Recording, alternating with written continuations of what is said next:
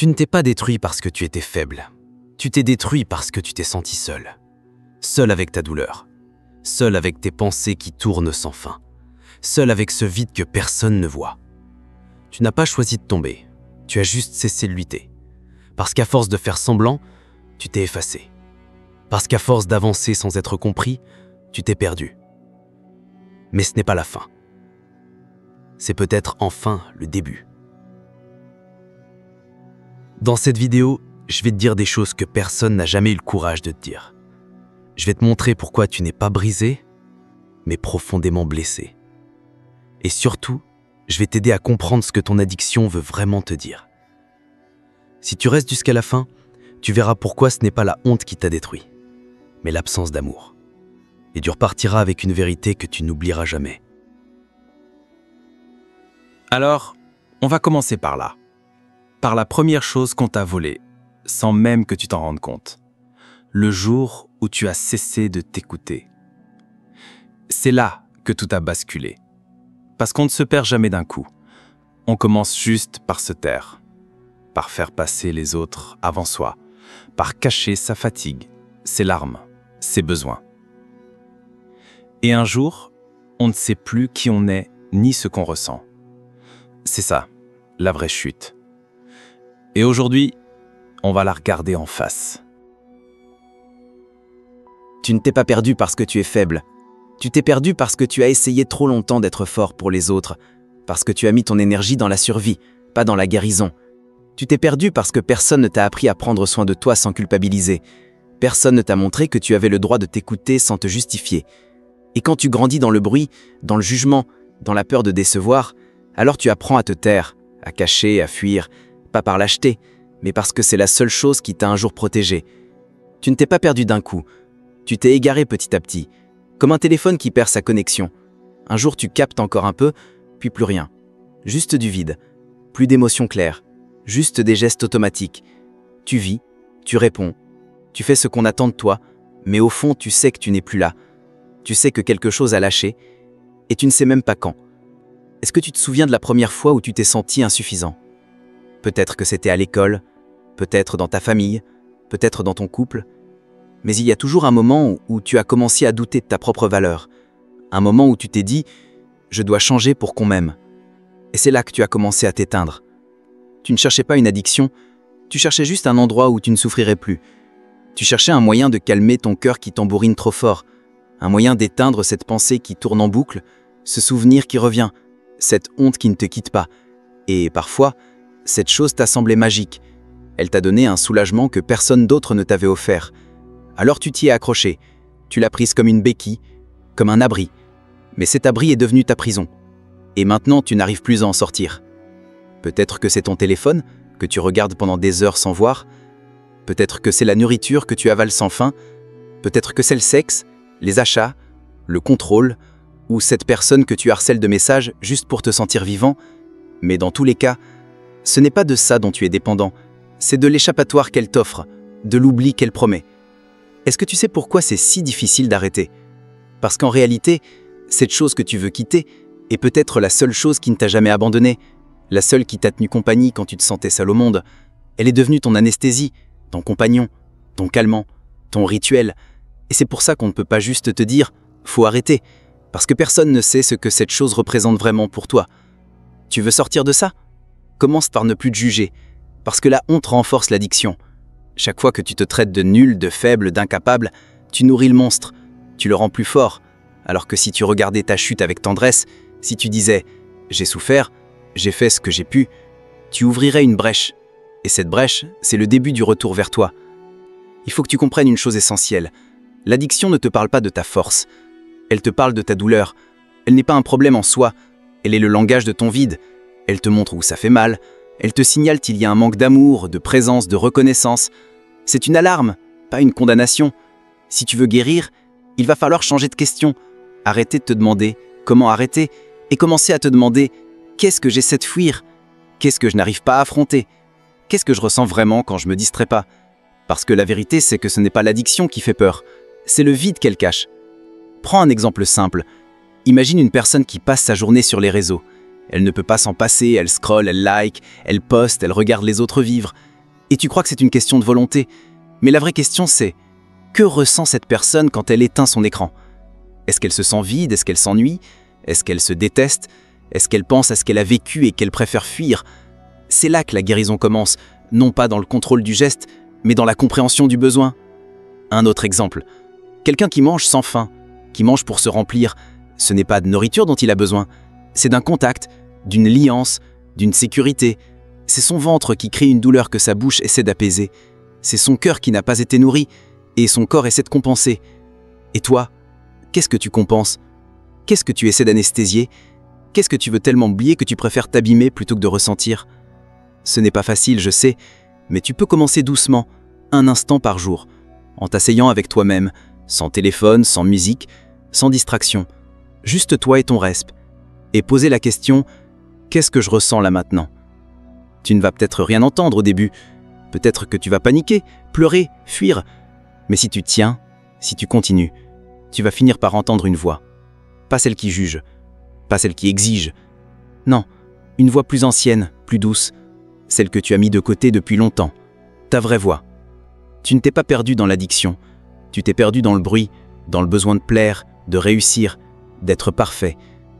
Dans la peur de décevoir, tu t'es éloigné de toi parce que tu as cru que c'était la condition pour être aimé. Mais l'amour qui te demande de te trahir n'est pas de l'amour, c'est du chantage, et il est temps d'arrêter ce chantage-là. Tu peux recommencer aujourd'hui, pas en arrêtant tout brutalement, pas en te fixant des objectifs irréalistes, mais en apprenant à te rencontrer, à te parler, à t'accepter même dans ta confusion, à comprendre que ton histoire ne t'a pas brisé, elle t'a construite, elle t'a donné une sensibilité que beaucoup n'ont pas.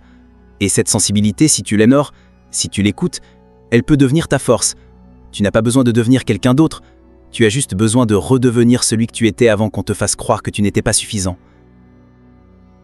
Avant qu'on continue, prends juste un instant pour t'abonner à cette chaîne. Pas pour moi, mais pour toi. Parce que cette série de vidéos peut t'accompagner pas à pas comme un fil de lumière dans l'obscurité. Et si tu ressens que ces mots te parlent, alors rejoins cette communauté. On est nombreux à se relever, et tu n'as pas à le faire seul. Mais pour vraiment comprendre pourquoi tu t'es perdu, il faut aller plus loin, plus profond.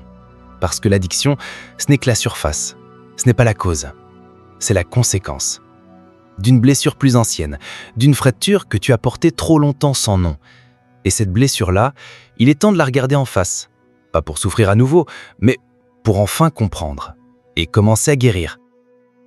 Tu n'étais pas accro à une substance, tu étais accro à l'oubli de toi-même, à l'oubli de cette partie en toi qui crie en silence depuis des années. Tu étais accro au soulagement que ça t'apportait, pas au produit, pas à la personne, pas au comportement en soi. Tu étais accro à cette sensation de ne plus ressentir pendant quelques instants la honte, la solitude, la culpabilité, la peur.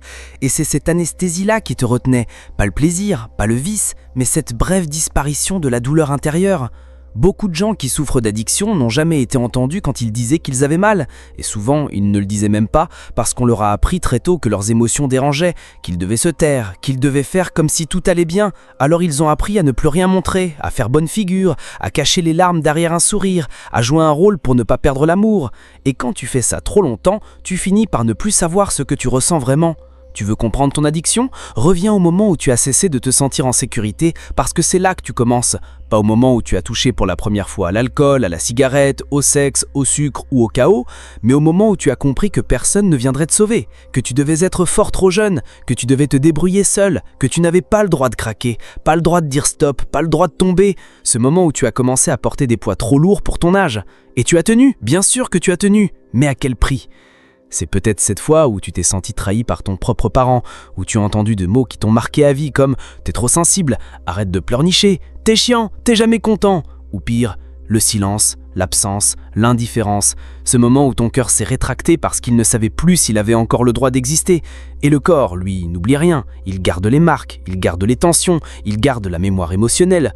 Alors même quand tu fais semblant d'aller bien, même quand tu avances, même quand tu réussis, il y a cette part de toi qui continue de crier, pas avec des mots, mais avec des comportements que toi-même tu ne comprends pas, avec ces pulsions que tu ne contrôles pas, avec ce besoin irrépressible de compenser quelque chose qui, au fond, n'a jamais été comblé. C'est pour ça qu'on ne guérit pas une addiction avec des interdits ou des discours moralisateurs. On la guérit en écoutant la douleur qu'elle cache, en allant chercher l'enfant derrière l'adulte, en posant des questions qu'on n'a jamais osé poser, comme « Qui ne t'a pas aimé comme tu en avais besoin ? Qui t'a laissé tomber ? Qui ne t'a pas protégé ? Qui t'a humilié ou ignoré quand tu avais le plus besoin de soutien ?» Et souvent, ces blessures ne sont pas visibles, elles sont enfouies. Elles se manifestent par un mal de vivre diffus, par une hypervigilance constante, par une peur de décevoir, une obsession du regard des autres, un besoin de parfait, ou au contraire, une autodestruction passive, une tendance à saboter tout ce qui pourrait nous faire du bien, parce qu'on a tellement intériorisé qu'on ne mérite pas mieux, qu'on finit par rejeter l'amour réel quand il arrive. Tu veux un exemple concret ? Pense à quelqu'un qui sort d'une relation toxique, qui a enfin la chance d'être aimé sainement et qui sabote tout, qui s'éloigne, qui doute, qui provoque des disputes inutiles, pas parce qu'il ne veut pas de l'amour, mais parce que cet amour est trop inconfortable, parce qu'il vient bousculer toutes ses croyances sur lui-même, parce qu'il touche à la blessure de rejet, à la peur de l'abandon, et que ça c'est insupportable. Ou bien regarde quelqu'un qui travaille sans cesse, qui ne s'arrête jamais, qui n'a jamais le temps pour lui, et qui te dit « Moi je ne suis pas dépendant, je suis juste occupé ». Mais en réalité, il fuit, il court, il remplit son agenda pour ne pas se retrouver face à lui-même, parce que le silence, c'est là où les souvenirs remontent, c'est là où les émotions refoulées tapent à la porte, et tant qu'on ne les affronte pas, on continue de tourner en rond, de compenser, de se fatiguer. Et toi ? Est-ce que tu sais ce que tu fuis ? Est-ce que tu as pris le temps d'écouter ce qui, en toi, appelle à être vu, reconnu, accueilli sans condition ? Tu n'as pas besoin d'avoir eu une enfance dramatique pour avoir été blessé. Parfois, ce sont des micro-blessures répétées, des absences émotionnelles, des attentes déçues, des moments où on t'a laissé dans le doute sans te rassurer. Et quand tu vis ça souvent, ton cerveau s'adapte, ton cœur se ferme et ton corps trouve des stratégies de survie. Sauf qu'un jour, ces stratégies deviennent des prisons. Le plus difficile, c'est que ces blessures ne s'effacent pas avec le temps. Elles se transforment, elles prennent d'autres formes, elles deviennent des choix de vie, des attirances vers ce qui nous détruit, des loyautés inconscientes envers ceux qui nous ont fait mal. Et tant qu'on ne les regarde pas en face, elles gouvernent nos décisions, elles sabotent nos relations, elles nous enferment. Mais à l'inverse, quand tu commences à les nommer, à les honorer, à les traverser avec douceur, elles deviennent des portes, des clés, des révélations. Parce qu'en réalité, ta douleur te parle. Elle te donne des informations précieuses sur ce que tu as manqué, sur ce que tu dois réapprendre, sur ce que tu dois te donner à toi-même. Tu crois peut-être que ce qui te manque, c'est de la discipline, mais en vérité, ce qui te manque, c'est de l'amour. Pas l'amour romantique, pas l'amour des autres, mais l'amour de toi, l'amour radical, inconditionnel, celui qui dit « je mérite d'être en paix, je mérite de respirer, je mérite d'exister même si je ne suis pas parfait, même si je chutais, même si j'ai fait des erreurs, et tant que tu n'intègres pas cette vérité, tu chercheras des échappatoires qui finiront toujours par te trahir. » Tu n'as pas besoin de devenir quelqu'un d'autre, tu as besoin de redevenir celui que tu étais avant que la vie t'abîme. Tu as besoin de réparer ta relation à toi-même, de reconstruire ton lien intérieur, de cesser de te fuir. Et pour ça, il faut accepter de descendre, de plonger, de revenir là où tu t'es perdu, non pas pour te juger, mais pour comprendre, non pas pour souffrir encore, mais pour libérer enfin. Et si tu as peur, c'est normal, parce que l'inconnu fait peur, même quand c'est le bonheur, même quand c'est la paix. Mais rappelle-toi que tu as déjà survécu à ta propre chute, donc tu es assez fort pour remonter. Alors maintenant, regarde-toi un instant.